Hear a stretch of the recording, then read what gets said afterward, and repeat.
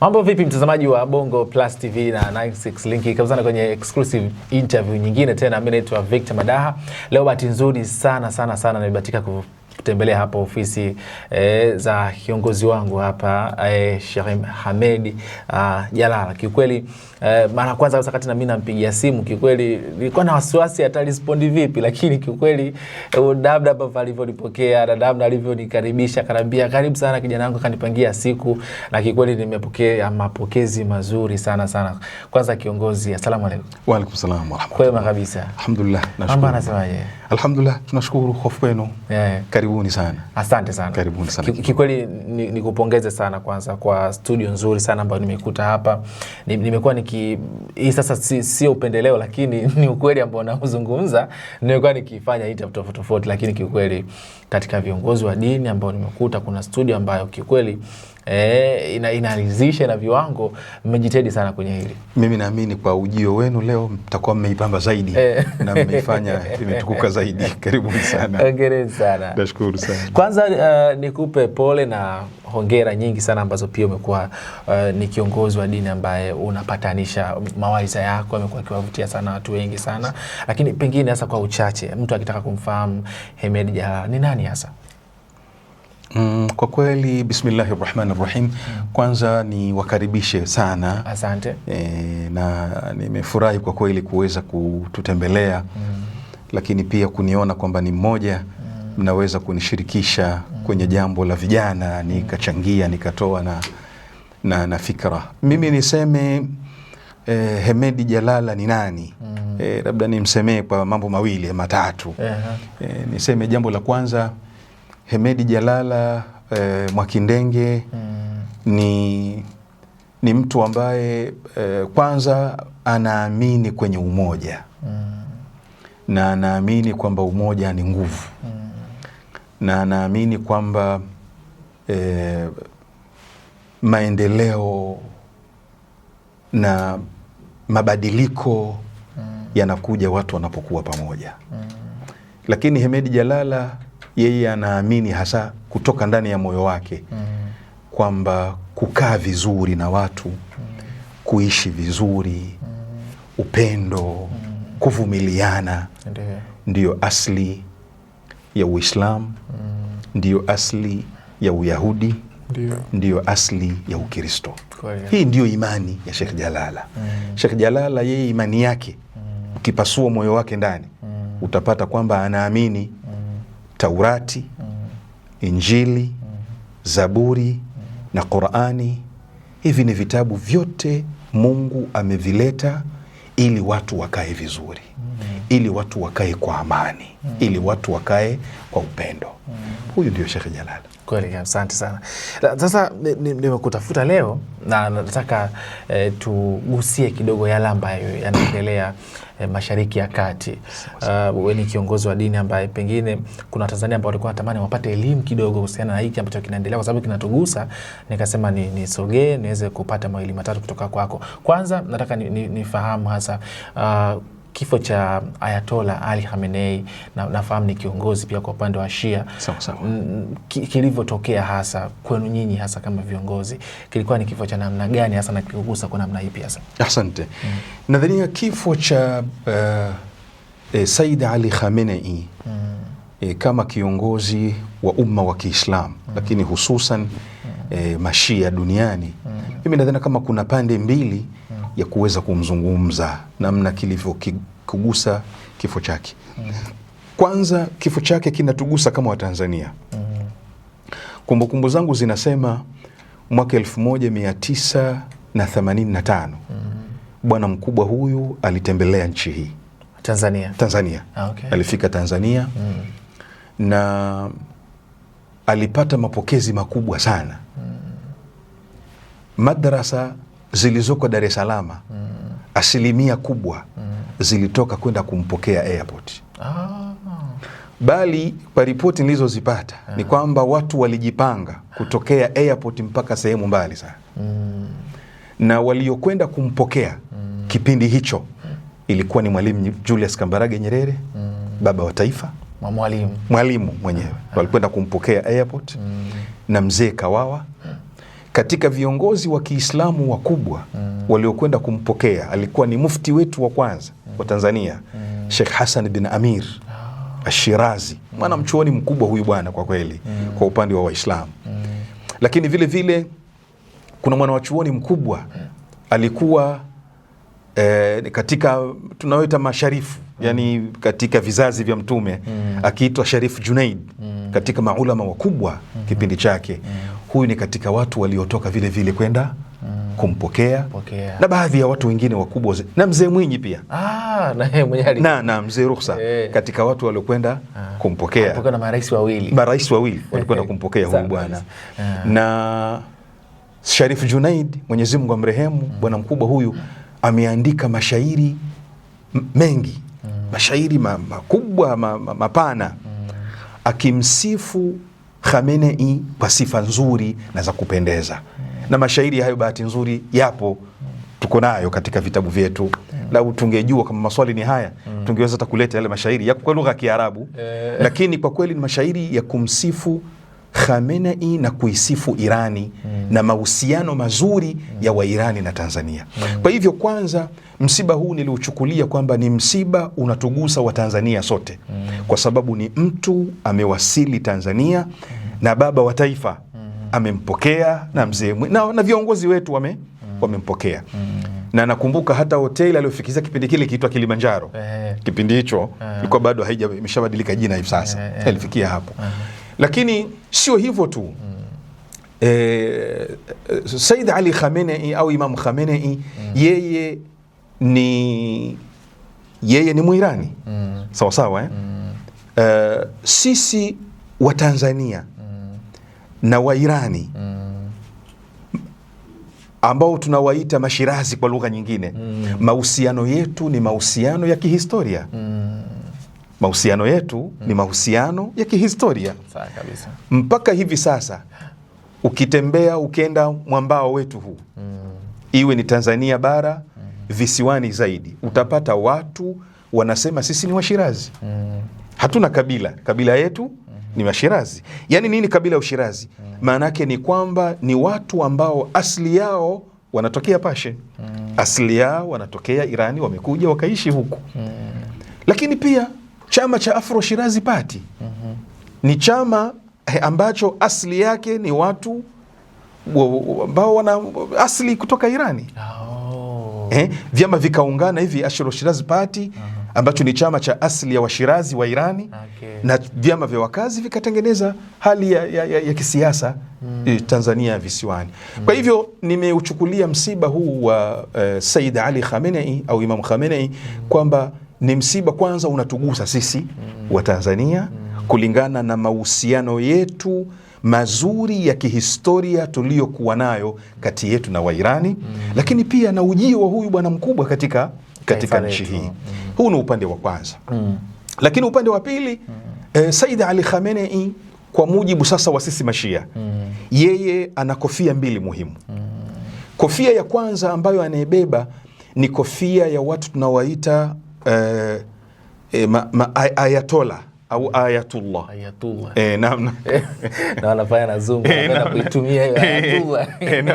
Sasa Ayatollah maana yake ni kwamba ni kiongozi wa kidini au tuseme kama mtaalamu wa kidini wa level fulani, ambavyo masala yote, mambo yote ya kidini, yani kwa mfano sheria inasemaje kutumia media, sheria inasemaje kutumia speaker, sheria inasemaje kuswali, yeye huwa na upande huu mmoja. Sasa huu ni moja katika sekta au katika sehemu ambayo ni sehemu ya Khamenei. Na hawa wanakuwa wako wengi. Kwa mfano yuko yeye kipindi chake Khamenei, kule Iraki yuko Agha Sistani, wako akina Agha Lankarani, wako wengi. Lakini hawa wanakuwa ni wabobezi katika fiqhi, katika sheria ya dini ya Kiislamu kwa mujibu wa mtazamo wa Mashia. Na Shia yoyote lazima awe ana mmoja katika hawa anachukua mambo ya kidini. Yani Mashia wao sio kila mtu ni msemaji. Sio kila mtu anaweza akasema hiki ni haramu, hiki ni halal, watu maalum. Kwa hiyo kwa upande huu anatugusa Imam Khamenei kama marja, yani kama Ayatollah wa mambo ya kisheria. Huu ni upande wa kwanza. Lakini upande wa pili anatugusa kwa ni kiongozi wa kiroho. Hii ni daraja kubwa zaidi. Ana maelekezo ya kiroho, namna gani ya kuweza kufika kwa Mungu, namna gani tunaweza kumfikia Mungu. Kwa hivyo naweza kusema kwamba pande tatu hizi zinatugusa sisi kwa Imam Khomeini kwa kifo chake. Kwanza kwa mahusiano yetu kama wa Tanzania pamoja na wa Irani, ujio wake. Lakini pili linatugusa kulingana na kwamba yeye ni ayatola, ni marejeo ya mambo yote ya kisheria ya kidini. Lakini tatu ni kiongozi wa kiroho, anatugusa kwa sehemu hizo.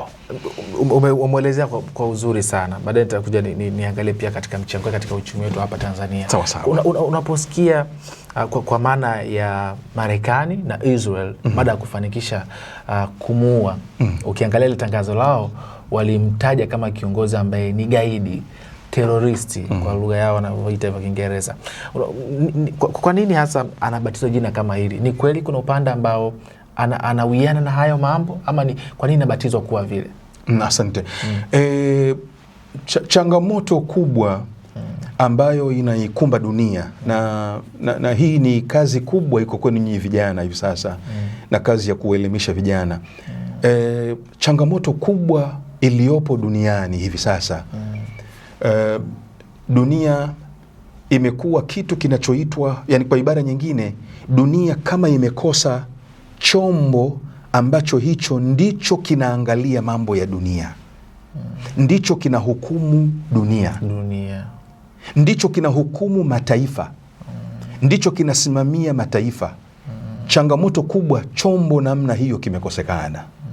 Sasa dunia ilivyokuwa hivi sasa imekuwa ni tuseme mwenye nguvu ndiyo anayesema, anakuamua. Mwenye nguvu ndiye anayeamua. Kwa hiyo mwenye nguvu anaweza kuamua kesho ende Nigeria, ambebe rais wa Nigeria amchukue, basi anamchukua.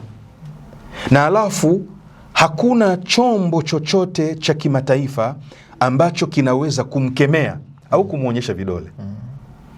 Anaweza tu mtu mmoja akaamua kwamba mimi nakwenda kuipiga Nigeria au nakwenda kuipiga nchi fulani kwa sababu imekosea, ambapo kisawasawa ilitakikana nguvu fulani ya kitaifa ambayo inakubalika kwa watu wote. Nguvu hiyo ndio itumike, kwa sababu kama tutamwacha kila mwenye nguvu afanye anavyotaka, sisi wanyonge tutaishi vipi?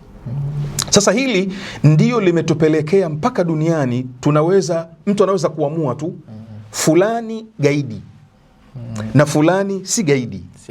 Lakini fulani ni gaidi kwa vigezo gani? Na fulani ni gaidi kwa vigezo gani? Kwa mfano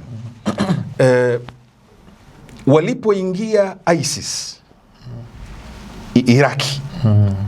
Sasa unajua Iraki ni nchi ambayo yani sehemu yenye mambo matakatifu kwa Mashia. Sehemu kubwa ni Iraki. Kwa sababu Iraki maimamu takriban ni asilimia kubwa, takriban 6. Au zaidi ya 6 wako wamezikwa Iraki.